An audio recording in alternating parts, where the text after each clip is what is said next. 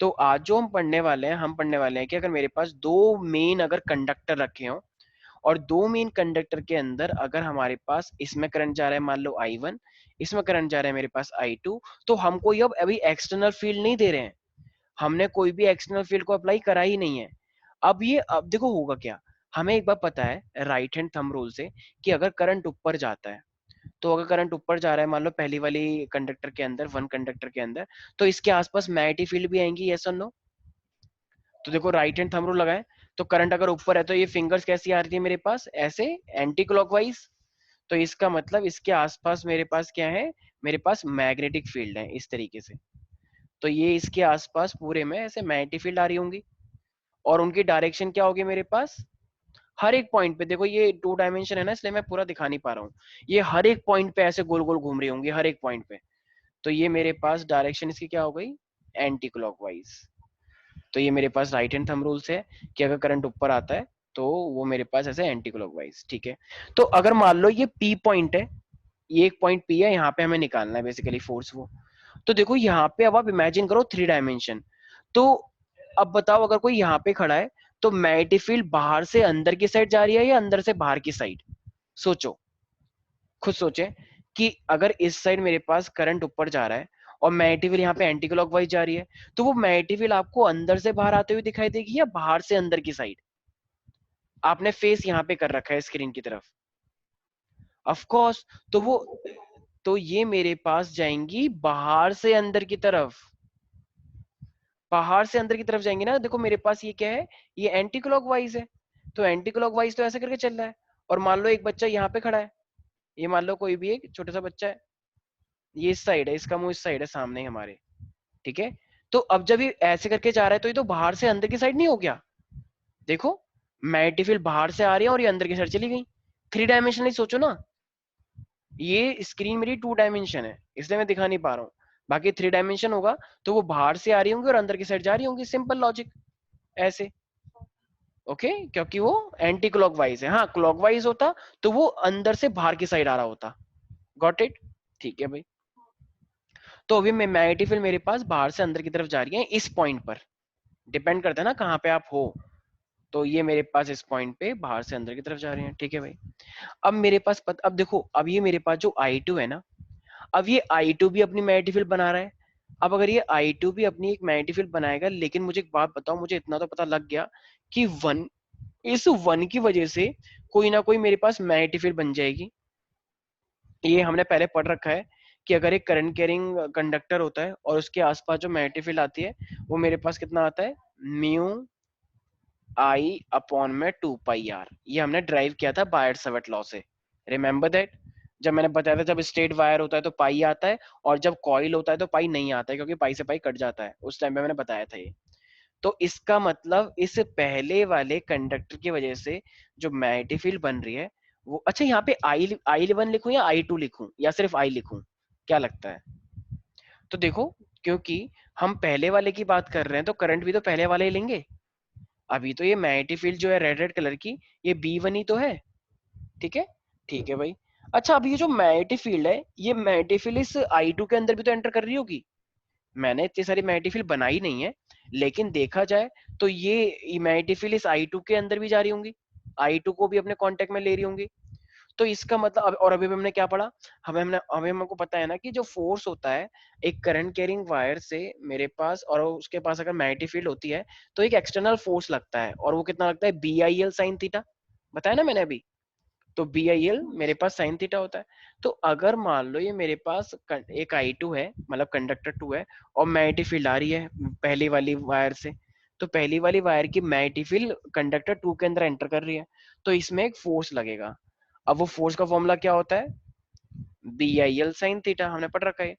तो अब फोर्स लग रहा है 2 के ऊपर, तो बताओ, अब मैं BIL साइन थीटा लिख रहा हूँ, तो BIL साइन थीटा लग रहा हूँ, तो बताओ मैग्नेटिक फील्ड की क्या लिखूं, 1 लिखूं या 2 लिखूं?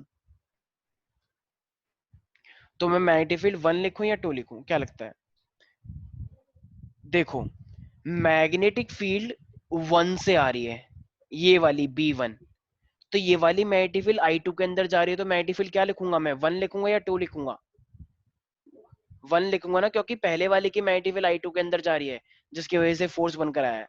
मैं उसकी खुद की मैग्नेटिक फील्ड की बात नहीं कर रहा हूँ, मैं दूसरे एक्सटर्नल की बात कर रहा हूँ। भाई I2 के अंदर बाहर की मैग्नेटिक फील्ड आ रही है ना I1 से, तो उसके लिए तो वो एक्सटर्नली हुआ, तो ये B1 हो गया। ठीक है। अच्छा, अब BIL होता है, अब इसकी भी अपने आप में कोई लेंथ होगी, ठीक है, मान लो ये इसकी लेंथ है L, दोनों की लेंथ L ही है वैसे, तो L को L ही लिखते हैं। अच्छा, और BIL, अब I, अब बताओ, अब मैं ये I किसका लूं, ये I1 का लूंगा या I2 का लूंगा? BIL sin थीटा होता है ना फॉर्मूला, तो I किसका लेना चाहिए? अब देखो, अब आई तो टू का ही लेना चाहिए ना, क्योंकि आई तो इसके अंदर खुद है। भाई आई तो मेरा ही है, दूसरे वाला आई से क्या मतलब, दूसरे वाला आई से तो मैग्नेटिक फील्ड आ रही है, लेकिन आई तो मैं अपना ही लूंगा, तो I2। अच्छा, और साइन थीटा, अब 90 कितना बन रहा है, मतलब थीटा कितना बन रहा है? देखो, मैग्नेटिक फील्ड अभी जैसे ये वायर में करंट ऊपर जा रहा है और मैग्नेटिक फील्ड बाहर से अंदर की तरफ आ रही है, तो अगर मैग्नेटिक फील्ड बाहर से अंदर की तरफ आ रही है तो जरा बताना कितना एंगल बन जाएगा? थ्री डायमेंशनली सोचना पड़ेगा हमें। 90 बन जाएगा ना, करंट ऊपर जा रहा है और मैग्नेटिक फील्ड अंदर से बाहर, तो ये एंगल कितना बन गया दोनों के बीच में? 90। थोड़ा सोचना पड़ता है यहाँ पे, बहुत सिंपल है, लेकिन करंट ऐसे है भाई और मैग्नेटिक फील्ड ऐसे जा रही है अंदर की तरफ, तो ये 90 तो हुआ। ठीक है, तो मेरे पास 90 बन के आ चुका है। तो इसका मतलब ये जो मेरे पास F2 बनकर आया, तो F2 को मैं, अच्छा B1 की वैल्यू मैंने पहले ही निकाल रखी है, तो एक काम करते हैं, B1 की वैल्यू ऊपर से रख देते हैं। तो ये हो गया मेरे पास mu naught I1 2 pi R, ये मैंने ऊपर से वैल्यू रख दी इसके अंदर, सिंपल। ठीक है, ये मेरे पास लेंथ है। अच्छा, I2 को पहले लिख लेते हैं, एक ही बात है वो, साइन 90 हम सबको पता है 1 होता है, और ये L हो गया। ठीक है, तो ये मेरे पास फोर्स कितना निकल के आ गया, इसका मतलब पहली वाली वायर ने, पहली वाली वायर के अंदर जो करंट है उसने दूसरी वाली वायर में अपनी मैग्नेटिक फील्ड भेजी, और उसमें एक फोर्स लगा, और वो फोर्स क्या है मेरे पास, mu naught I1 I2 L upon में 2 पाई R। तो इसका मतलब जो F2 हो जाएगा मेरे पास, that is equal to mu naught I1 I2 upon 2 pi R। अच्छा, यहाँ पे ना कभी कभी क्वेश्चन आता है कि आप एक काम करो, आप फोर्स पर यूनिट लेंथ निकालो। तो देखो, अब फोर्स पर यूनिट तभी निकल सकता है जब हमारे पास हम टोटल लेंथ से उसे डिवाइड कर दें, तभी तो वो मेरे पास फोर्स पर यूनिट लेंथ निकल के आएगा। तो ये जो L है, क्या मैं इस L को इधर लेके जा सकता हूँ? बिल्कुल। तो इस L को मैं इधर लेके जाऊंगा तो वो क्या बन जाएगा, फोर्स पर यूनिट लेंथ। तो ये मेरे पास क्या आ जाएगा, F/L is equal to mu naught I1 I2 upon में 2 पाई R। तो ये मान लो ये मेरे पास वो फोर्स है जो कि फोर्स पर यूनिट लेंथ कहलाता है। तो इसका मतलब अगर आपके पास कभी भी दो पैरेलल वायर हैं, और पैरेलल, ये सीबीएसई में एक्चुअली बहुत ज्यादा आता है कि अगर आपके पास ऐसे ये पैरेलल वायर है तो आप फोर्स निकालिए, और वो फोर्स कितना निकलता है हमारे पास, I mean mu naught I1 I2 upon में 2 पाई R, और this is a force per unit length. बहुत सिंपल सा लॉजिक है, ठीक है, आई होप समझ में आ चुका होगा। तो ये जो अच्छा, ये जो मेरे पास फोर्स लगाया है, ये पहली वायर ने दूसरी वायर के ऊपर लगाया है, राइट? तो अब अगर सेम चीज मैं बोलूंगा तो दूसरी वाली वायर पहली वायर के ऊपर कितना फोर्स लगाएगी? सेम यही तो लगाएगी। भाई अगर पहली वाली वायर दूसरी वाली वायर पे इतना फोर्स लगा रही है, तो दूसरी वाली वायर की मैग्नेटिक फील्ड भी तो पहले वाले के अंदर जा रही होगी, तो वो भी तो एक फोर्स लगा रहा होगा। सिंपल है, इजंट इट? तो इसका मतलब ये दोनों वायर एक दूसरे के ऊपर ऐसे फोर्स लगा रही हैं, ठीक है, इक्वल एंड अपोजिट। तो आई होप ये वाला पोर्शन समझ में आ चुका होगा। तो ये एग्जाम पॉइंट ऑफ व्यू से काफी इंपॉर्टेंट होता है, क्वेश्चन आता है, drive the forces between the two parallel current carrying conductors. तो हमें इस तरीके से करना होता है। I hope clear. हमारे सामने अब एक ही क्वेश्चन है, कह रहा है कि एक करंट है, उसमें 5 एम्पियर फ्लो कर रहा है through each of the two parallel wire. दोनों वायर के अंदर करंट कितना है, 5 है, ठीक है, 5.0 5.0, दोनों करंट के अंदर, दोनों वायर के अंदर। अब कह रहा है कि ये जो दो वायर है, इन दो वायर के जो बीच का डिस्टेंस है वो 2.5 सेंटीमीटर अपार्ट है। तो इसमें भी 5 एम्पियर है और इसमें भी 5 एम्पियर है, और इनके बीच का जो डिस्टेंस है वो मेरे पास है 2.5। अच्छा, 2.5 को अगर हम करेंगे सेंटीमीटर को मीटर में करेंगे तो वो कितना हो जाएगा मेरे पास, मतलब 10⁻², या फिर बोलेंगे हम 0.025, राइट? क्योंकि 100 से डिवाइड करना पड़ता है ना। तो ये हो जाएगा मेरे पास 2.5, 100 से डिवाइड कर दिया तो ऊपर आ जाएगा 10⁻²मीटर। ठीक है, और दोनों में 5 है। अब कह रहा है कि फोर्स पर यूनिट लेंथ निकालो। अच्छा, फोर्स पर यूनिट लेंथ तो हम पहले ही निकाल चुके हैं, F/L, और वो F/L क्या आया था, अभी तो करा था हमने। तो वो होता है मेरे पास mu naught I1 I2 upon में 2 पाई R, रिमेम्बर, अभी तो क्या था जस्ट। तो ये मेरे पास फॉर्मूला होता है, तो 2 पाई R। अच्छा, म्यू नॉट की वैल्यू मैं पहले से आपको बता रखी है, तो म्यू नॉट कितना होता है मेरा 4 पाई इंटू 10 की पावर -7।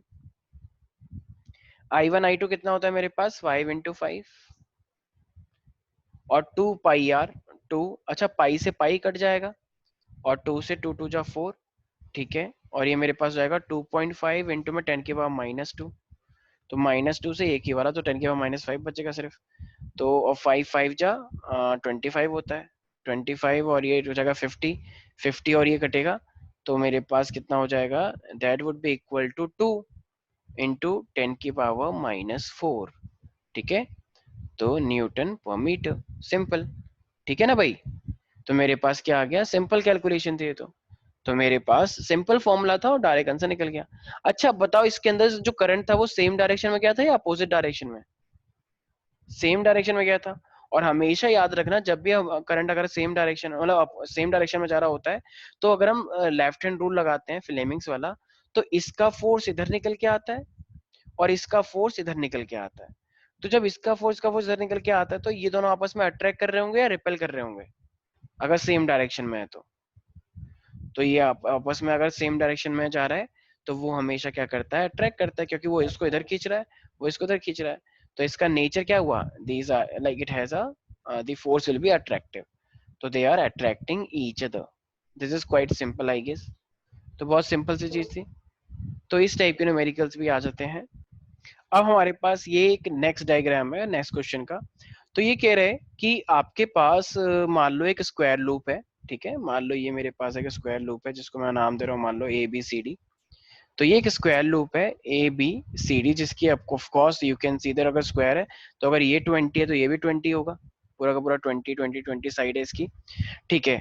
और ये जो है ना, इसके अंदर करंट कितना जा रहा है, 1 एम्पियर करंट जा रहा है इसके अंदर, ठीक है। और इसको हमने एक कहाँ पे रखा है, एक इन्फानाइट लॉन्ग वायर के सामने रखा हुआ है। ये मान लो ये मेरे पास एक वायर है, इन्फानाइट लॉन्ग वायर, ठीक है। और इसके अंदर करंट कितना जा रहा है, वैसे इन्फानाइट लॉन्ग वायर मान लो ये है, ये वाली।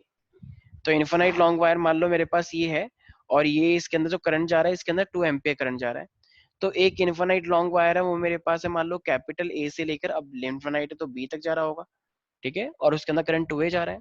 और एक मेरे पास ऐसी एक स्क्वायर लूप है, ए स्मॉल ABCD, तो उसके अंदर जो करंट जा रहा है मेरे पास वो 1 एम्पियर जा रहा है, ठीक है।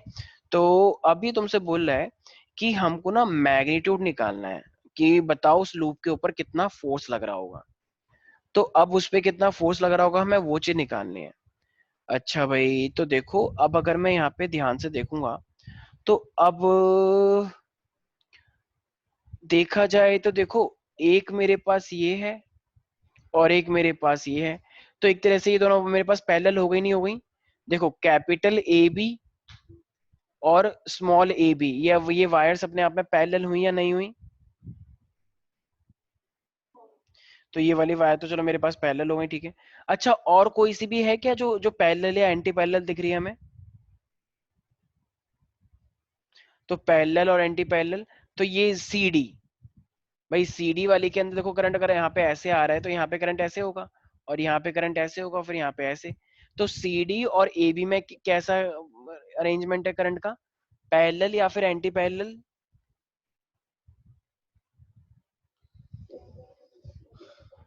तो ये मेरे पास AB ऊपर है और करंट इसके अंदर ऐसे जा रहा है 1 एम्पियर CD के अंदर, तो ये एंटी पैरेलल नहीं हुआ? देखो यहाँ पे करंट ऐसे है और यहाँ पे करंट ऐसे है। लेकिन अगर मैं AB कैपिटल वाला और AB स्मॉल b वाला, स्मॉल ABCD वाला उनका देखे तो वो दोनों पैरेलल है, ठीक है। अच्छा, तो इन दोनों के बीच में डिस्टेंस कितना हुआ, कैपिटल AB और स्मॉल AB के बीच में कितना डिस्टेंस हुआ, डिस्टेंस? तो ये है मेरे पास सिर्फ 10 सेंटीमीटर, ये रहा। अच्छा, और अगर मैं कैपिटल AB और स्मॉल CD के बीच में डिस्टेंस दूंगा तो उनके बीच का डिस्टेंस कितना हुआ? देखो भाई, क्या, तो ये इतना हिस्सा क्वेश्चन में दे रखा है हमें 30 सेंटीमीटर, राइट। तो देखो अब हमारे पास ही बस ये दो पैरेलल और एंटी पैरेलल वाले ही मैटर करते हैं, ठीक है। तो पैरेलल और एंटी पैरेलल की वजह से हमारे पास ऐसे फोर्स बनता है, दो पैरेलल, क्योंकि हमने टॉपिक क्या पढ़ा हुआ है, हमने पढ़ा हुआ है दो पैरेलल वायर के अंदर बीच में एक फोर्स बनता है, लेकिन जो वायर परपेंडिकुलर है उनके बीच में ऐसा जैसा कोई फोर्स नहीं बनता है।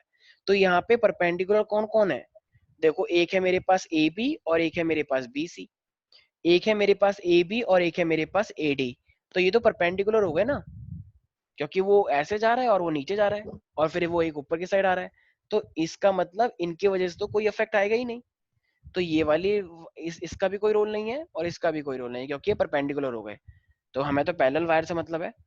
तो इसका मतलब हमारे लिए मैटर कौन कौन सी चीजें रखती हैं, तो ये ब्लू वाली वायर, ये देखो इधर, और एक ये वाली वायर, राइट। तो ये दो चीजें मेरे पास बेसिकली इंपॉर्टेंट है, क्योंकि यही मेरे पास पैरेलल है। भाई ये वाला हिस्सा पैरेलल है और एक ये वाला हिस्सा parallel, I mean anti parallel है। ये तो परपेंडिकुलर हो गया ये वाला हिस्सा, इजंट इट। तो इसका मतलब अब अगर मुझे नेट फोर्स निकालना है, तो मैं देखो अब मेरे पास नेट फोर्स अगर निकालना है, देखो ये मेरे पास है तो ये अट्रैक्ट कर रहा होगा, ये दोनों पैरेलल है, पैरेलल में अट्रैक्ट करता है। और ये इस सी डी वाला एंटी पैरेलल है, तो ये तो रिपेल कर रहा होगा। तो एक अट्रैक्ट कर रहा है और एक रिपेल कर रहा है, तो इसका मतलब ये आपस में ऐड होंगे या सब्ट्रैक्ट होंगे, नेट फोर्स अगर देखा जाए तो नेट फोर्स तो भाई सब्ट्रैक्ट ही होगा ना, क्योंकि अब दोनों अट्रैक्ट करते तो मैं दोनों को ऐड कर देता, लेकिन ये एक अट्रैक्ट कर रहा है एक रिपेल कर रहा है। तो इसका मतलब अब जो नेट फोर्स निकल के आएगा, तो नेट फोर्स अगर मुझे निकालना है, तो पहली बात तो हमें फॉर्मूला क्या पता है, तो हमें फॉर्मूला एक बात पता है। अगर मैं फोर्स पर यूनिट लेंथ ना निकालूं, अगर मैं पूरा फोर्स ही निकालूं, तो ये क्या फॉर्मूला आया था, mu naught I1 I2 upon 2 pi r into में लेंथ आया था, याद आया। तो ये मेरे पास फॉर्मूला था। अब मुझे एक बात बताओ, लेकिन यहाँ पे तो दो वायर आ गई भाई, और एक है मेरे पास स्मॉल ए बी और एक है मेरे पास सी डी, उस बड़ी वाली वायर के पैरेलल, एक एंटी पैरेलल एक पैरेलल है। तो इसका मतलब यही तो माइनस होगा, क्योंकि एक अट्रैक्ट कर रहा है एक रिपेल कर रहा है। तो आई कैन से दैट जो मेरे पास नेट निकल के आएगा, दैट नेट फोर्स, अच्छा नेट फोर्स कौन कौन सी साइड पे लग रहा है, ए बी और सी डी पर। जो नेट फोर्स लग रहा है वो ए बी पर लग रहा है माइनस, और एक लगेगा सी डी पर, क्योंकि सी डी वाली तो रिपेल कर रही है। तो ए बी वाला अगर मैं लिखूंगा तो वो क्या हो जाएगा, म्यू नॉट I1 I2। अच्छा करंट तो देखो जितना स्मॉल ए बी में करंट है उतना ही सी डी में भी करंट है, ठीक है, और ऊपर वाली वायर में करंट मान लो I1 है। तो सिंपल है ये तो इसका मतलब I1 I2 अपॉन में 2 पाई। लेकिन फर्क क्या है, फर्क है डिस्टेंस में। तो ए बी का डिस्टेंस कितना था, मान लो इस वाले डिस्टेंस को मैं मान लेता हूँ R1, और यहाँ से लेकर यहाँ तक के डिस्टेंस को मान लेता हूँ R2। तो ये R1 है और ये मेरे पास R2 है। तो मैं क्या करूंगा, 1/R1 माइनस का 1/R2। भाई यही तो करा है, 2 पाई r, बाकी से तो कॉमन ले लिया ना, ठीक है भाई। तो I1 कितना दे रखा है जरा बताओ। देखो ऊपर वाली वायर में अगर देखूंगा तो ये I1 मेरे पास कैपिटल ए बी में करंट दे रखा है 2A, और जो स्मॉल है, जो स्मॉल ए बी है और स्मॉल सी डी है उसमें करंट दे रखा है 1A, 1 एम्पियर। तो फिर क्या बन जाएगा ये मेरे पास, म्यू नॉट का मतलब क्या होता है, 4 पाई इंटू 10⁻⁻⁷। I1 कितना दे रखा है तुम्हें, 2। I2 कितना दे रखा है तुम्हें, 1, राइट। अच्छा लेंथ भी तो था, ये रहा लेंथ, ठीक है लेंथ भी ले सकते हैं।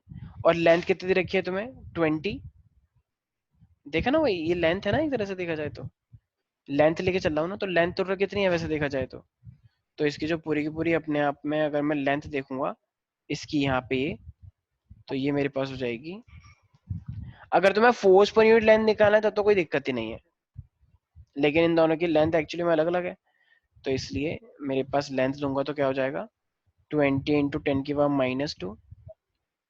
2 पाई कितना है मेरे पास, अच्छा पाई से पाई तो कट ही जाएगा, ये भी कट जाएगा आपस में 2। अच्छा 1/R1 कितना दे रखा है, यस 1/R1 कितना है, 1/R1 है मेरे पास 10 सेंटीमीटर, और R2 कितना है मेरे पास 30 सेंटीमीटर, यहां से लेकर यहां तक का ना सीडी का। तो R1 मेरे पास कितना हो गया,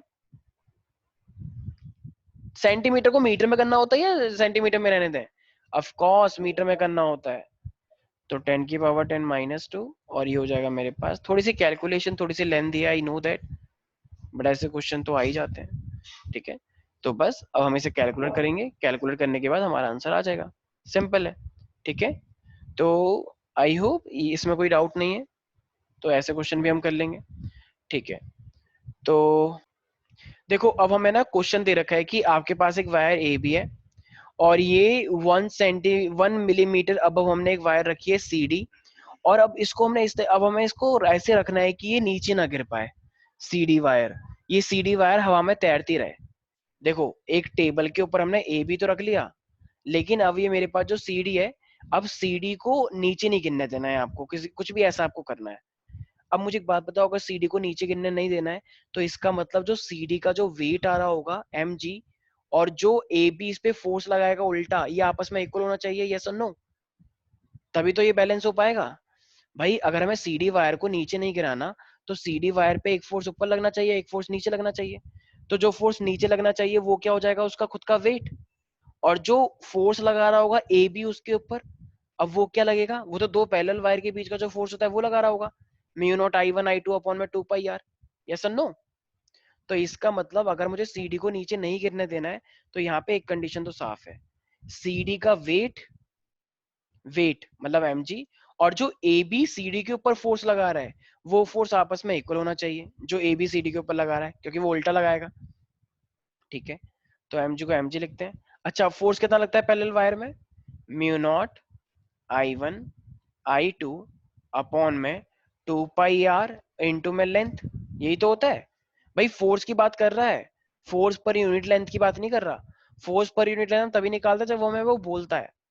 ठीक है, तो ये मेरे पास आ गया फोर्स। तो दो फोर्स को मैंने इक्वल कर दिया, यस और नो? ठीक है भाई। अब अगर मैंने दो फोर्स को आपस में इक्वल कर दिया है, तो देखो अब मैं क्या कर सकता हूँ। अब क्वेश्चन में बोला है कि आप निकालो मास पर यूनिट लेंथ, तो आपको मास पर यूनिट लेंथ निकालने के लिए बोल रहा है, तो क्या इस लेंथ को मैं नीचे लेके जा सकता हूँ? तो ये हो जाएगा मेरे पास मास पर यूनिट लेंथ, ये तो क्वेश्चन में निकालना है। ठीक है, तो फिर क्या हो जाएगा मेरे पास ये, तो mu naught I1 I2 upon 2 pi r into में जी। तो मुझे पूरा ये निकालना है, इजंट इट?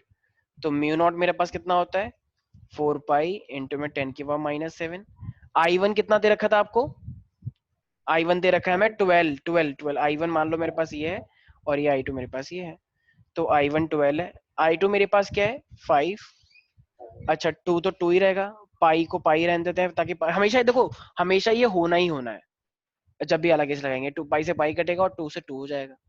अच्छा, आर कितना दे रखा है, मतलब दो वायर के बीच में डिस्टेंस कितना दे रखा है, 1 मिलीमीटर। 1 मिलीमीटर के अंदर तो होते हैं 1000 metre, right? Sorry sorry sorry, 1 millimetre को अगर आप 1000 से डिवाइड करोगे तो वो क्या बन जाएगा, मीटर। तो 10⁻³ राइट? ओके। और इन रेडियस ये 2 पाई आर। अब अगर ये 2 पाई आर, एक सेकेंड 2 पाई, हाँ ठीक है, हो तो गया पूरा का पूरा। और ये मेरे पास जी, जी की वैल्यू क्या लेनी चाहिए मुझे, 9.8 होती है, तो 9.8 की जगह पे 10 ले लें, एक ही बात है। ठीक है, तो अभी मेरे पास आ गया, तो हमें क्वेश्चन में क्या बोला था, मास पर यूनिट लेंथ। तो अगर मैं इस पूरे को कैलकुलेट करूंगा तो मेरा मास पर यूनिट लेंथ आ जाएगा। सिंपल है ना भाई? तो देखो ये 10 है, 10 से ये कटा, 5 2 जा, अब 2 से फिर ये कटा, तो ये हो जाएगा मेरे पास 2 6 जा 12। अब 6 2 जा 12 होता है, और ये मेरे पास 10⁻⁻, ये भी है 10⁻³ और 10⁻⁷, तो बचा 10⁻⁴। तो कुल मिला के अब मैं जब 12 हो गया, तो क्या मैं ऐसे लिख सकता हूँ फिर, 1.2 इंटू में 10⁻⁻3। भाई यही तो आया है, 12 इंटू में 10⁻⁴। तो 12 इंटू में 10⁻⁴ को मैं साइंटिफिक नोटेशन में ऐसे तो लिखूंगा, एक जीरो यहाँ पे हटा दो, तो 1.2 इंटू 10⁻⁻3। अब ये मास पर यूनिट लेंथ है, तो मास का मतलब केजी, पर यूनिट लेंथ का मतलब मीटर, राइट? तो इसका मतलब मेरा मास पर यूनिट लेंथ आ गया। इज दैट क्लियर और नॉट? Very simple. तो मेरे पास मास पर यूनिट लेंथ कितना आ गया, 1.2 इंटू 10⁻³ केजी पर मीटर। तो बस, तो जब भी इस टाइप का ये कॉन्सेप्ट होता है, ये भी काफी इजी होता है, हम आराम से लगा सकते हैं। ठीक है, अब वो फोर्स, बस हम चेंज कर, जितने भी फोर्स हमने पढ़े हैं, जब भी ऐसी सिचुएशन आ जाए बस फोर्स को इक्वेट करते रहो, हमारा होता रहेगा। I hope it is clear. तो इस टाइप के क्वेश्चंस भी काफी सारे आते हैं। ठीक है, तो आई होप कि हमारे पास जो पैरेलल वायर वाला कॉन्सेप्ट है वो सबको क्लियर हो चुका होगा। ठीक है, तो बाकी हम मिलते हैं नेक्स्ट लेक्चर में विद न्यू टॉपिक। तो मुझे पूरी उम्मीद है कि ये वाला पोर्शन सबको समझ में आ चुका होगा और काफी इजी था। ठीक है, तो चलिए मिलते हैं बाकी नेक्स्ट लेक्चर के अंदर। चलो एंजॉय। ठीक है, बाय बाय, टेक केयर।